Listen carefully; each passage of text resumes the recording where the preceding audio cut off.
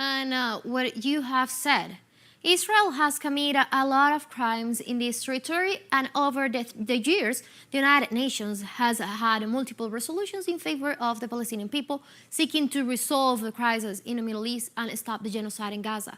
Yet Israel has violated all of them and continues massacring civilians. Many analysts, human rights defenders, and citizens worldwide believe that the UN has failed Palestine. Do you agree with these statements?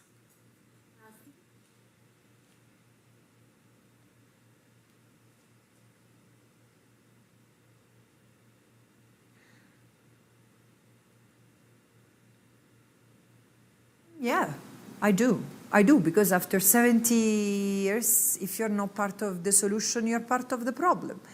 However, I would like to reflect on the fact that the United Nations is not an organization that exists independently from member states. It's made of member states. And the problem is not even, the majority of member states has passed a number of resolutions because there's been almost an inflation of resolutions by the General Assembly, but simply because nothing has advanced, and mostly because of the veto of the US in the Security Council, or just the lack of action. I mean, it's not just the US. I mean, look at Europe. Europe has just renewed, reconfirmed and not suspended that disgrace that is the EU Association Agreement, which has a clause that imposes the revision or rescission of the agreement based on if there are human rights violations. So there has been an ideological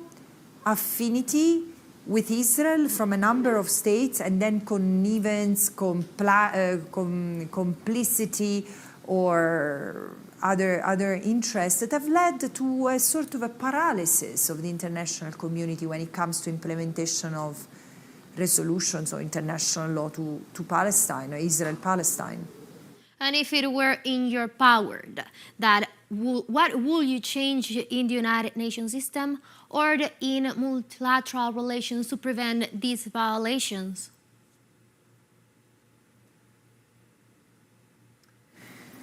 Enforcement mechanisms.